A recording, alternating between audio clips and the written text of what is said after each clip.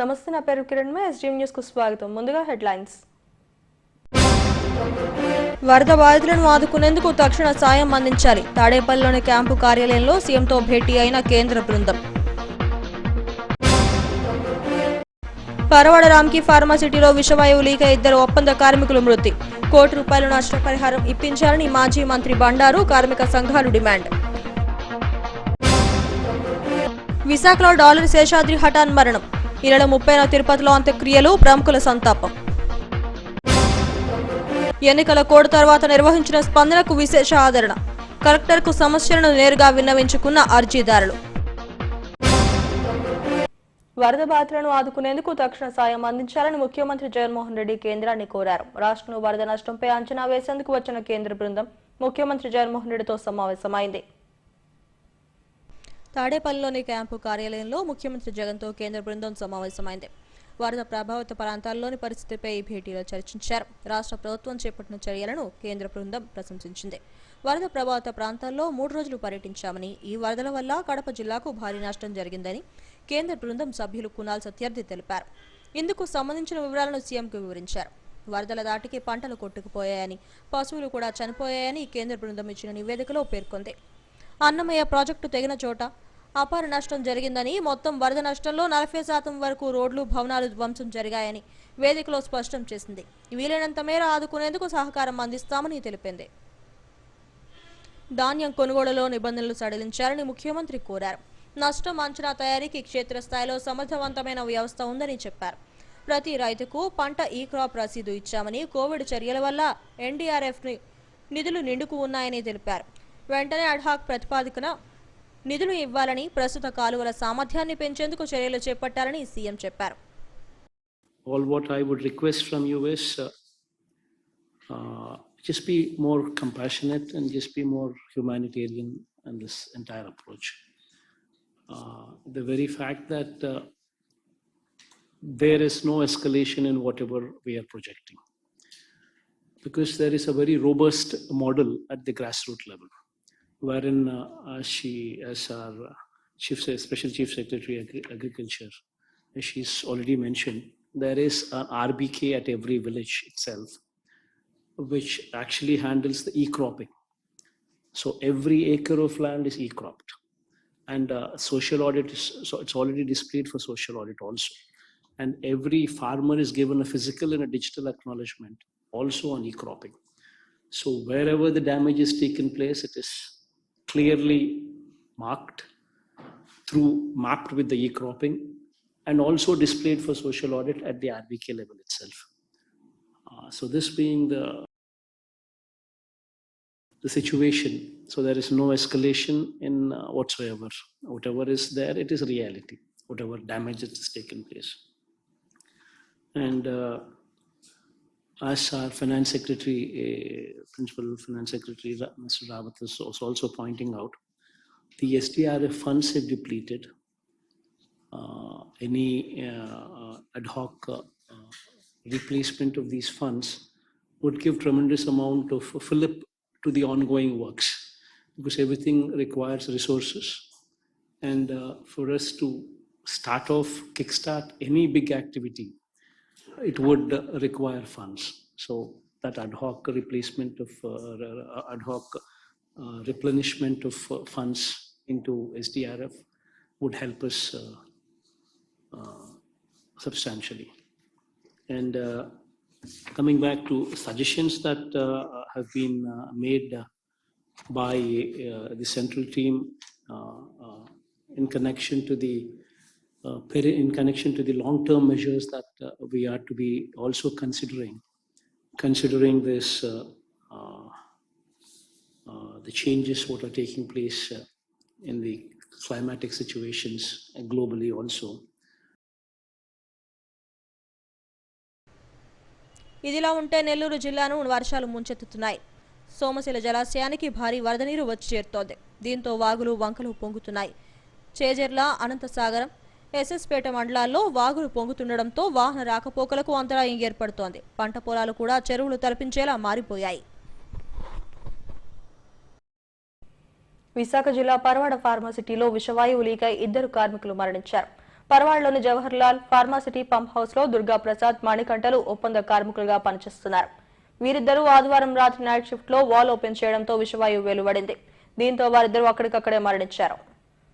పాయకారావుపేట సీతారాంపురానికి చెందిన దుర్గా ప్రసాద్, తునికి చెందిన మణికంఠలు జవహర్లాల్ ఫార్మా కంపెనీలోని రామ్కీలో ఒప్పంద కార్మికులుగా పనిచేస్తున్నారు. ఎప్పట్లాగే ఆదివారం రాత్రి విధులకు హాజరయ్యారు.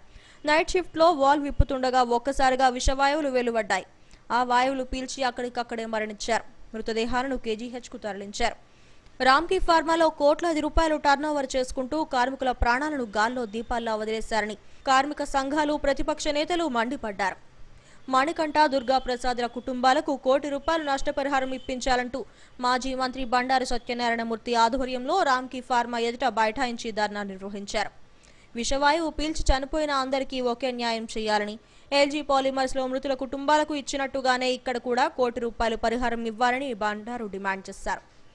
అలాగే ఈ పరిశ్రమలో కనీస భద్రత చర్యలు లేవని, దీనివల్లే యువ కార్మికులు మరణించారని ఫార్మా వర్కర్స్ యూనియన్ నాయకులు ఆందోళన వ్యక్తం చేశారు. వాళ్ళు పాయకరావుపేటలో పరవడం కాదు, ఒక మనిషి ప్రాణం, ఒక మనిషి వాళ్ళకి విలువను లెక్కడుతున్నారు మాట్లాడితే. ఇప్పుడు బేరాలు అవుతున్నాయి, లో ఉన్నాయి. మా కుర్రోళ్ళు ఫోన్ చేస్తారు, మా పాయకరావుపేట కుర్రోళ్ళు పాపం 20 ఇస్తాం, 10, 25 ఇస్తాం, 30 ఇస్తాం అని. ఏంటో నాకు అర్థం కాదు. ఏమి జగన్మోహన్ రెడ్డి వచ్చి అంత అభిమానమా ఎల్జీ ఫార్మర్స్కి? దడని ₹1 ఇస్తానని చెప్పాడే, ఎందుకని ₹1 కారణం ఏంటి? సేమ్ యాక్సిడెంట్, అది విషవాయువే, ఇది విషవాయువే, తేడా ఏమిటి? అది పెద్ద కంపెనీ, ఇది పెద్ద కంపెనీ.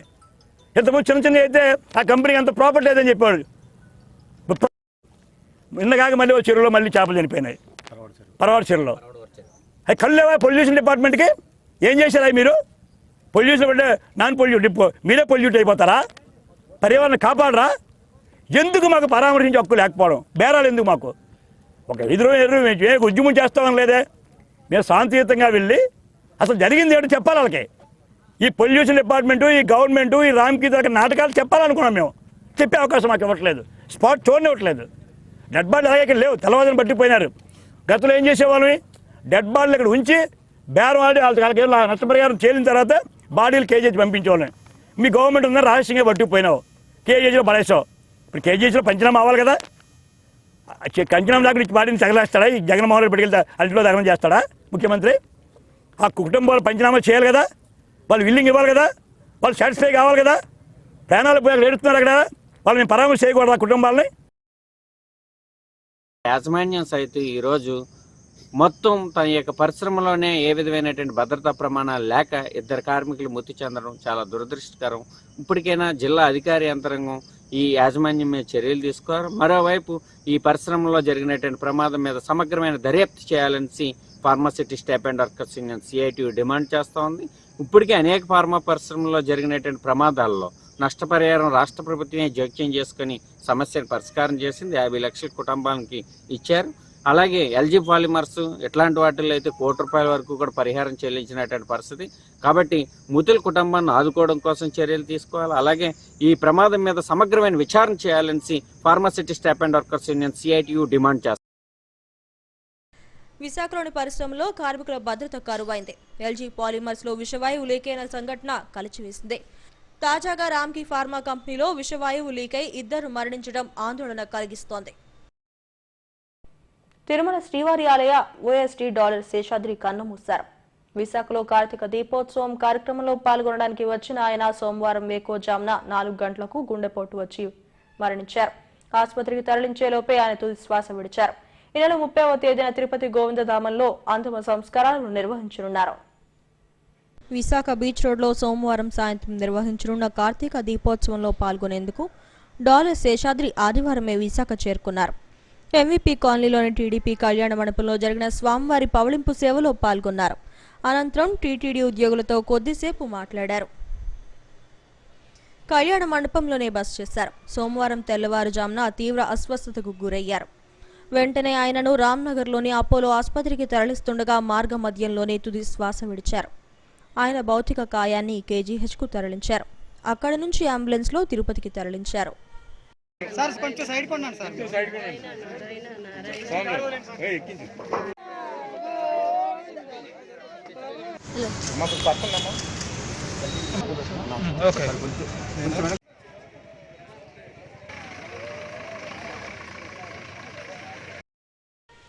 డాలర్ శేషాద్రి 1948 జూలై 17వ తేదీన తిరుపతిలో జన్మించారు.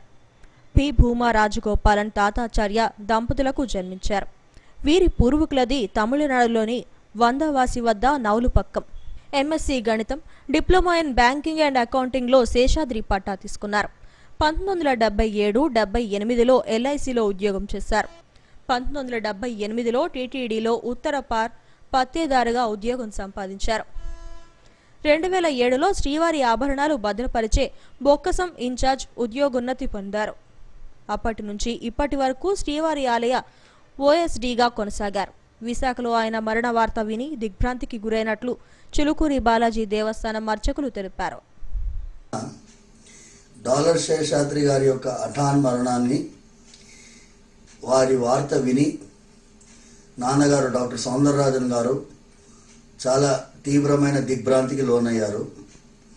భగవంతుడి యొక్క సేవలో కొన్ని దశాబ్దాలు ఉన్నటువంటి డాలర్ శేషాద్రి అక్కడ ఉండేటటువంటి నిత్య నైమిత్తిక ఉత్సవాది కైంకర్యాల్లో ఒక పద్ధతిని తూచా తప్పకుండా పాటించేటటువంటి ప్రయత్నంలో నిమగ్నమైనటువంటి శేషాద్రి గారు ఇవాళ రోజు స్వామివారి సేవలో లేరు అనే విషయం తీరని లోటు. అది భగవంతుడు ఆయనకి తన పాదాల దగ్గర స్థానాన్ని కల్పించినారనే విషయం, వైకుంఠ ప్రాప్తి దొరుకుతుంది అనే విషయం అందరికీ తెలిసిందే.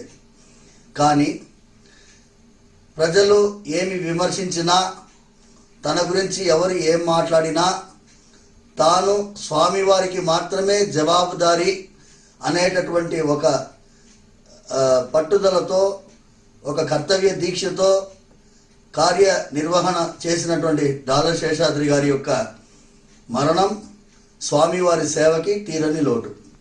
ఇది చిలుకూరు బాలాజీ దేవాలయం నుంచి మేము కూడా దిగ్భ్రాంతికి లోనవుతున్నాము అనే విషయం సభాముఖంగా అందరికీ తెలియజేస్తున్నాం. శేషాద్రి మరణం తీరని లోటని TTD EO doctor K Jawahar Reddy అన్నారు.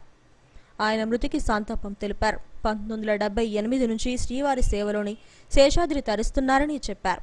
ఉద్యోగ విరమణ నుంచి నేటి వరకు ఆయన 43 సంవత్సరాలు స్వామివారి సేవలో తరించారని అన్నారు.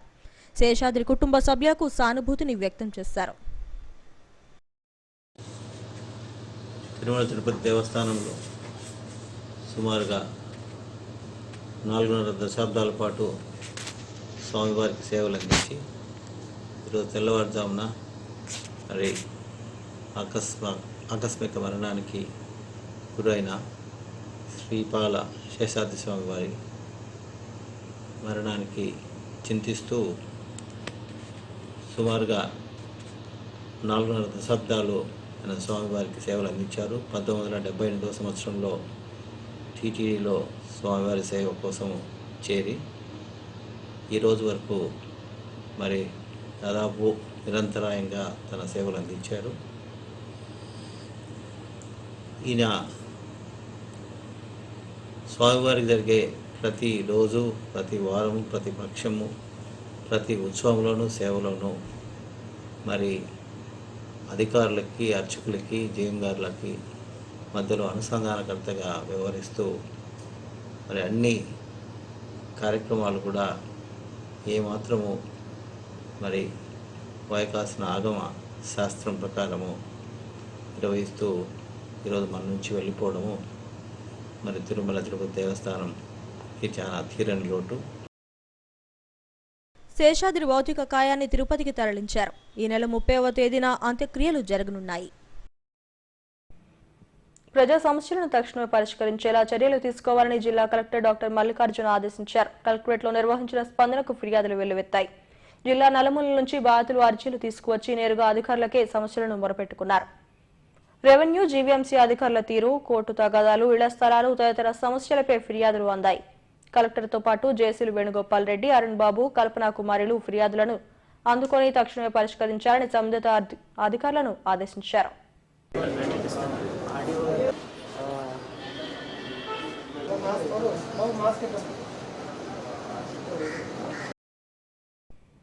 ఎన్నికల కూడా అనంతరం ప్రారంభమైన జీవీఎంసీ స్పందన, డయల్ యువర్ మేయర్ కార్యక్రమానికి ఫిర్యాదులు వెలువెత్తాయి. పలు ప్రాంతాల నుంచి ప్రజలు తమ సమస్యలను డయల్ యువర్ మేయర్లో చెప్పుకున్నారు. అనంతరం స్పందన కార్యక్రమంలో GVMC commissioner Lakshmisha, mayor Golagani Hari Venkata కుమారులకు అర్జీదారులు పలు సమస్యలపై ఫిర్యాదులను చేశారు. ఆక్రమణల తొలగింపు, మౌలిక సదుపాయాల కల్పన తదితర సమస్యలపై నేరుగా అధికారులను కలిసి విన్నవించారు. డయల్ యువర్ మేయర్ కు 37 ఫిర్యాదులు అందాయని మేయర్ గొలగాని హరివెంకట కుమారి తెలిపారు. వచ్చిన ఫిర్యాదులను నిర్ణీత గడువులోగా పరిష్కరించాలని అధికారులను ఆదేశించినట్లు తెలిపారు.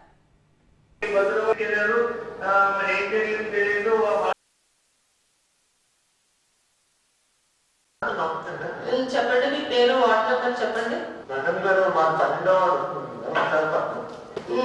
మేడం గారు అంటే ఫిజికల్ వ్యాలెన్స్ పెట్టాం మేడం. ఒక 1 year బ్యాక్ ఫిజికల్ వ్యాలెన్స్ ఇంకోటి పెట్టాం మేడం. అందరికీ నమస్కారం. ఈరోజు డయల్ యువర్ మేయర్లో 32 సమస్యలు రావడం జరిగింది. ముఖ్యంగా డీవియేషన్స్ కోసం ఎక్కువ సమస్యలు వచ్చాయి. దాని తర్వాత రోడ్స్ గురించి, డ్రైనేజెస్ గురించి సమస్యలు రావడం జరిగింది. తప్పకుండా ఏవైతే సమస్యలు ఉన్నాయో అవన్నీ అధికారులకి గట్టిగా ఇన్స్ట్రక్షన్స్ ఇవ్వడం జరిగింది. తప్పకుండా ప్రాబ్లమ్ సాల్వ్ చేస్తాము. డయల్ యువర్ మేయర్ ప్రతి మండే కూడా తీసుకుంటున్నాను. తప్పకుండా ఫ్రైడే కల్లా సాల్వ్ చేసే విధంగా అధికారులకి గట్టిగా సూచనలు ఇవ్వడం జరిగింది. ఆ విధంగానే వాళ్ళు సాల్వ్ చేస్తామని చెప్పడం కూడా జరిగింది. అంతేకాకుండా స్వచ్ఛ సర్వేక్షణలో 9th ర్యాంక్ భారత ప్రభుత్వం ఇవ్వడం జరిగింది విశాఖ నగరానికి. తప్పకుండా ఈ ప్రాబ్లమ్స్ అన్నీ సాల్వ్ చేసి మేము ఈ ర్యాంక్ని ఇంకా మెరుగుపరుస్తూ మంచి ర్యాంక్ వచ్చే విధంగా మేమందరం అధికారులు, మేము అందరం కూడా సమన్వయంగా పని చేస్తాము. అంతేకాకుండా ఈరోజు స్ట్రీట్ లైట్స్ కానివ్వండి, శానిటేషన్ వర్క్స్ కానివ్వండి, తప్పకుండా మేము 3 daysలో సాల్వ్ చేస్తాము. ఒకవేళ రోడ్స్ ఏవైనా కొంచెం పెద్ద వర్క్స్ ఉంటే కొంచెం లేట్ అయినా సరే సాల్వ్ చేస్తాం. ప్రజలు కూడా దీనికి సహకరించాలని. స్పందనలో కూడా డయల్ యువర్ మేయర్లో ఏవైతే ప్రాబ్లమ్స్ వచ్చాయో అవే ప్రాబ్లమ్స్, కొన్ని డీవియేషన్స్ ప్రాబ్లమ్స్ వస్తున్నాయి. తప్పకుండా అవి కూడా స్పందనలో వచ్చినవి కూడా మేము తీసుకొని ఆ టైం లిమిట్ బట్టి. డాలర్ శేషాద్రి తుది శ్వాస విడవడానికి కొన్ని గంటల ముందు సింహాద్రి అప్పన్నను దర్శించుకున్నారు. ఆలయ సిబ్బంది ఆయనకు స్వాగతం పలికి శాస్త్రోక్తంగా ఆశీర్వచనం అందించారు. వాస్తవానికి డాలర్ శేషాద్రి దర్శనానికి వస్తున్న విషయం ఆలయ సిబ్బందికి ముందుగా సమాచారం లేదు. అప్పటికప్పుడు ఏర్పాట్లను చేశారు. టీటీడీ ఆదేశాలతో సింహగిరిపై జరుగుతున్న భగవద్గీత పారాయణం, ప్రవచన కార్యక్రమాన్ని శేషాద్రి పరిశీలించారు. దేవస్థానం అధికారులు, వైదికులు ఆలయ మర్యాదలను చేశారు. సింహాద్రినాథుని సన్నిధిలో శేషాద్రి ప్రత్యేక పూజలు చేశారు. మనసారా ఆ నరసింహుడిని ప్రార్థించుకున్నారు. సూపరింటెండెంట్ మహేష్ స్వామివారి ప్రసాదాన్ని అందజేశారు.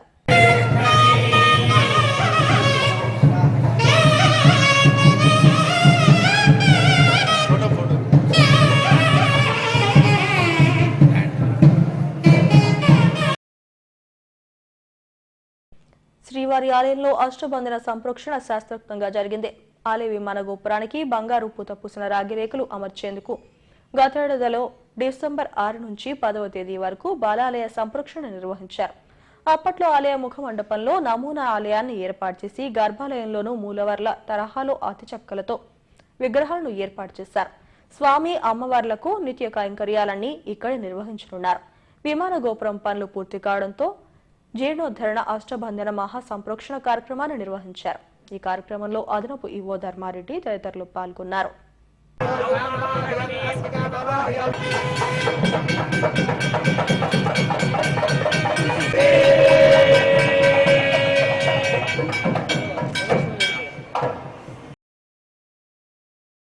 కృష్ణా జిల్లా గన్నవరంలోని భక్తాంజనేయ స్వామివారి ఆలయంలో భారీ చోరీ జరిగింది. స్వామివారి విగ్రహంపై ఉన్న ఆభరణాలను కూడా దొంగలు దోచుకుపోయారు. గన్నవరం బస్టాండ్ సమీపంలోని జాతీయ రహదారి పక్కనే ఈ భక్తాంజనేయ స్వామి ఆలయం ఉంది. అర్ధరాత్రి సమయంలో దొంగలు చొరబడి 10 కాసుల బంగారం, 16 కేజీల వెండి, 20 కేజీల రాగిని దోచుకుపోయారు. పోలీసులు కేసు నమోదు చేసి దర్యాప్తు చేస్తున్నారు.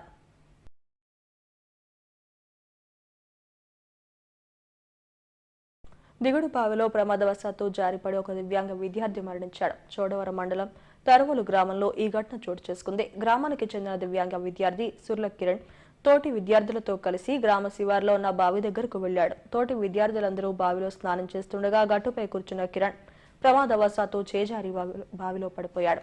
సన్నిహితులు కేకలు వేశారు. అక్కడ ఉన్న రైతులు, స్థానికులు తరలివచ్చి గాలింపు చర్యలు చేపట్టినప్పటికీ అతని ఆచూకీ లభ్యం కాలేదు. అగ్నిమాపక సిబ్బంది రంగంలోకి దిగి బావిలో ఉన్న నీటిని మోటార్లతో బయటకు తోడేసి 2 గంటల తర్వాత కిరణ్ మృతదేహం లభించింది. ఈ ఘటనపై కేసు నమోదు చేసి దర్యాప్తు చేస్తున్నట్లు ఎస్ఐ సుధాకర్ తెలిపారు.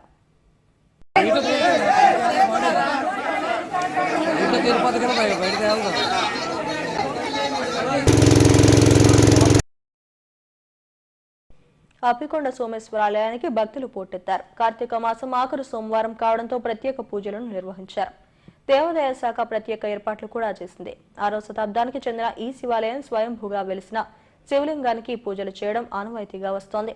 శివరాత్రికి లక్షల్లో భక్తులు ఈ ఆలయాన్ని దర్శించుకుంటారు. చివరి సోమవారం అధిక సంఖ్యలో తరలివచ్చి సోమేశ్వరుని దర్శించుకున్నారు.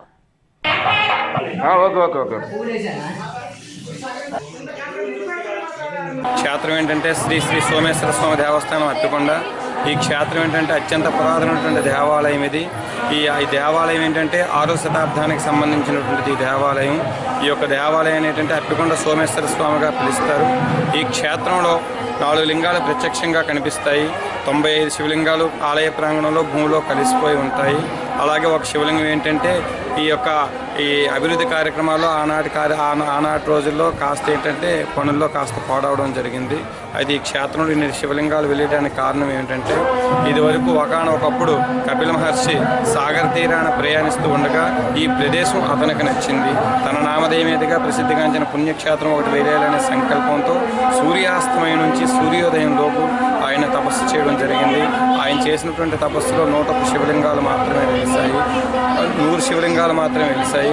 101వ శివలింగం వెలుస్తుంటే ఈ క్షేత్రానికి, ఈ ప్రాంతానికి దేశం నలుమూలల కపిలకొండగా ఈ యొక్క క్షేత్రానికి పేరు ప్రఖ్యాతులు ఉన్నాయి. మరి 100 వెలిసి ఒక శివలింగం వెలియలేదన్న కోపంతో కపిలకొండగా పేరు పొందకూడదు, అప్పుకొండగా మిగిలిపోవాలని ఆయన చెప్పించారు. నాడు అప్పుకొండ క్రమేపీ అప్పుకొండగా పిలువబడుతుంది. మన ఈ స్వామివారు ఏంటంటే ఇక్కడ మనకి ప్రత్యక్షంగా 4 శివలింగాలు మనకు కనిపిస్తాయి. 95 శివలింగాలు. కొత్త గాజువాక కణతి మార్కెట్ రోడ్డు విస్తరించేందుకు అధికారులు చర్యలు చేపట్టారు. వర్తకులు స్వచ్ఛందంగా వెనక్కి జరగడంతో కొంత సమస్య పరిష్కారం లభించింది. లోపల వ్యాపారాలు చేసుకునే వారికి రోడ్లపైకి వచ్చి ఫుట్పాత్లు ఆక్రమించుకుని వ్యాపారం చేయడంతో సమస్య ఏర్పడింది. గత 30 సంవత్సరాలుగా ఇదే కొనసాగుతోంది. అయితే అధికారులు గతంలో చూపించినట్లుగా 80 అడుగుల రోడ్డు విస్తరణకు అంగీకరించడంతో సమస్య పరిష్కారమైందని వర్తక సంఘం నాయకులు వెంకటేశ్వరరావు చెప్పారు. మేము మార్కెట్లో ఉన్న వాళ్ళము మేము బాగానే ఉంటున్నాం. ఎందుకంటే మాకు ప్రతి ఒక్క విషయం మాకు తెలుసు. మార్కెట్లో ఎలా ఉండాలా, ఏ విధంగా చేసుకోవాలా, పెద్దల దగ్గర ఏ విధంగా ఉండాలా, మేము బయటకు రాకుండా మేము ఎలా ఉండాలని మేము చాలా మర్యాదగా ఉంటామండి. ఇప్పుడు కొత్త వాళ్ళు వచ్చి ఎక్కడి నుంచో వచ్చి ఆలు వ్యాపారం చేసి రోడ్డు ఎక్కిపోతాయి. మేమేం చేయగలం? దానికి మేమేమైనా చేయగలవా? మేమేమైనా తప్పు చేస్తాం మమ్మల్ని అడగండి. మీరు దయచేసి మా ఎందుకు అనుకరించి మాకు సలహా చేసి మాకు ఏదో ఒక న్యాయం చేయాలని నేను విజ్ఞప్తి చేసుకుంటున్నానండి. 2 పక్కల కావాలి, 2 ప్రక్కల మాకు కావాలండి. 80 గజాలు ఆ రోజులు 60 అడుగులు 80 అడుగులు అన్నారండి. అయినా మా సడన్ అన్నారు, వెనక్కి ఇంకా వెళ్ళిపోయాం. ఎలా చెప్తే అలాగే వెళ్ళిపోయామండి. అన్నీ కొట్టామండి. మేము వెళ్ళినప్పుడు ఇన్ని సంవత్సరాల నుంచి మేము ఉన్నామండి. బాధ్యత మీరు అలాగే కనికరించి మాకు కరుణ. వరకు రోడ్డు ఇరుకైపోయిందని చెప్పి అంటే ఇదివరకు కూడా మాట్లాడాము. దాన్ని ఆఫీసర్స్ స్పందించి ఇది రోడ్డు వైండింగ్ అది చేశారు. మా స్పందనకే కాదు, చాలామంది స్పందనకు కూడా వాళ్ళు స్పందించారు. ఆఫీసర్స్ కూడా అంబులెన్స్ దారి లేదని, లేకపోతే ఎమ్మెల్యే గారు వస్తుంటే వాళ్ళకి దారి లేదని, లేదు హార్ట్ అటాక్ వస్తుంది వాళ్ళకి కూడా దారి లేవని బాగా స్పందించి బాగా రోడ్డు బాగా వెడల్పు చేశారు. దీన్ని ఆఫీసర్స్ ఎలాగైతే ఇప్పుడు జీవీఎంసీ రామ్నగర్లోని మానవ హక్కుల కార్యాలయంలో కార్తీక పూజలు నిర్వహించారు. శివలింగానికి రుద్రాభిషేకం చేశారు. మహిళలు మంగళ హారతులు పట్టారు. ధూపదీప నైవేద్యాలు సమర్పించి సర్వశాంతి కోరుతూ ప్రత్యేక పూజలు చేశారు. కౌన్సిల్ రాష్ట్ర కార్యదర్శి మంత్రి శ్యాంప్రసాద్ చేపట్టిన ఆధ్యాత్మిక కార్యక్రమం ఎంతో విశిష్టమైందని అర్చకులు కనకేశ్వరరావు తెలిపారు.